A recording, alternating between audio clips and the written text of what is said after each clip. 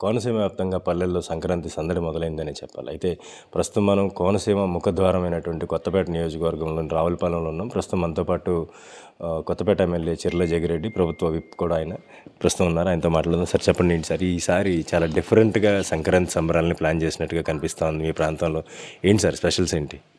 అంటే doctor BR Ambedkar Konaseema జిల్లాలో సంక్రాంతి అనేటువంటిది మా సాంప్రదాయం. అందరూ అన్ని ప్రాంతాల నుంచి ఎక్కడెక్కడో పట్టుకుట్టి కోసం వెళ్ళినట్టు వాళ్ళు అందరూ కూడా వచ్చి పిల్ల పాపలతో కుటుంబాలతో కలిపి ఆ 3 రోజులు ఈ సంవత్సరం అంతా కష్టపడినటువంటి ఇదంతా కూడా ఈ 4 రోజులు సాంప్రదాయబద్ధంగా రిలాక్స్ అయిపోయే కార్యక్రమం జరుగుతుంటుంది. దానికి అనువుగానే ఈ ప్రాంతాలన్నీ కూడా సిద్ధం చేసి సాంప్రదాయంగా ఉన్నటువంటి రంగవల్లులు, ఆడవారి చీర బొట్టు కట్టు సాంప్రదాయాలు ఇవన్నీ ఉంటాయి.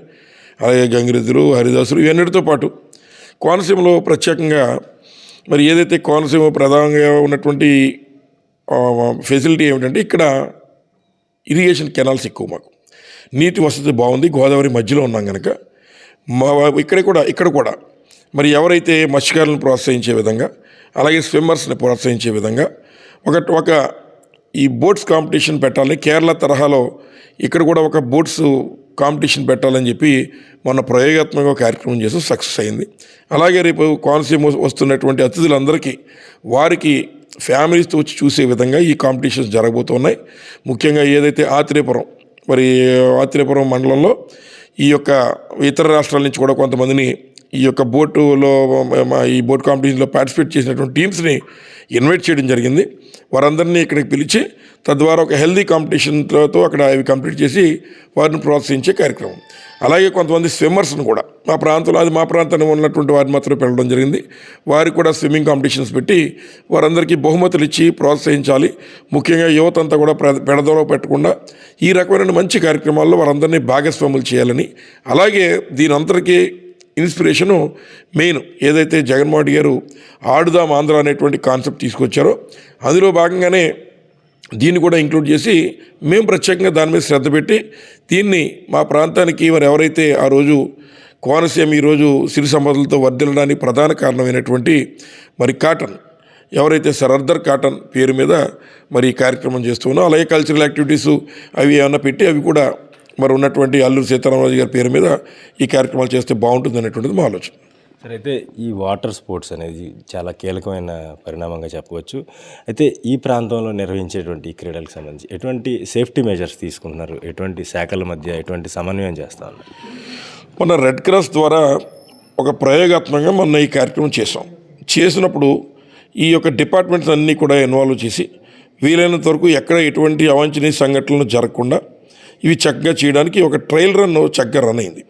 మళ్ళీ అదే ఎజెండాను ఫాలో అవుతూ అదే రకంగా మళ్ళీ సంబంధించిన ఫిషరీస్ డిపార్ట్మెంట్ కానీ, అలాగే మిగిలిన ఇంకా ఉన్నటువంటి రెవెన్యూ కానీ, ఇంకా మిగిలిన వాళ్ళు కూడా కొంత వాళ్ళ యొక్క పార్టిసిపేషన్ కూడా తీసుకుని ఎక్కడ ఎటువంటి ఇబ్బంది జరగకుండా ఇది కండక్ట్ చేయాలనే ఆలోచనతో మేము ముందుకు పోతున్నాం.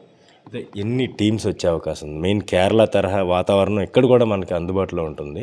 అయితే ఓన్లీ కేరళ స్టేట్ అయినా మన స్టేట్ ఇతర రాష్ట్రాల నుంచి ఎన్ని టీంలు వచ్చే అవకాశం ఉంది? ఆల్రెడీ కొన్ని టీమ్స్ ఏదో వస్తున్నాయని చెప్పి అన్నారు. సుమారు 10-15 టీమ్స్ వరకు బయట నుంచి వచ్చేటువంటి, అంటే ఫస్ట్ రన్ ఇది సక్సెస్ అయితే భవిష్యత్తులో కూడా కంటిన్యూ చేయాలని చూస్తున్నాం.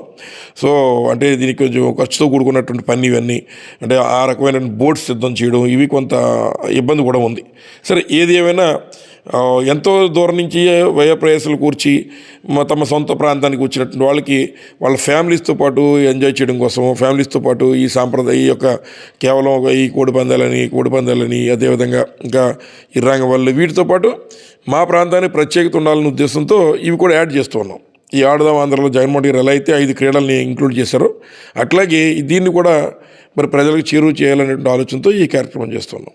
అయితే ఈసారి సంక్రాంతికి కోడి పందాలు, ఎడ్ల పందాలతో పాటు వినూత్నంగా ఈ బోట్ పందాలు ఉన్నాయి వీటిని కూడా నిర్వహించేందుకు చిర్ల జగిరెడ్డి ఆధ్వర్యంలో ఇక్కడ చెర్ల యూత్ ఫోర్స్ ఆధ్వర్యంలో కూడా ఏర్పాట్లు జరుగుతున్నాయి. ప్రభుత్వ శాఖలకు సంబంధించి పోలీస్ శాఖతో పాటు ఏపీ టూరిజం డెవలప్మెంట్ కార్పొరేషన్ ఆధ్వర్యంలో, రెడ్ క్రాస్ ఆధ్వర్యంలో కూడా సమర్థవంతంగా ఏర్పాట్లు చేస్తున్నారు. ఇప్పటికే దీనికి సంబంధించి ట్రయల్ రన్ కూడా నిర్వహించడం జరిగింది. ఎక్కడ ఎటువంటి ఇబ్బంది లేదని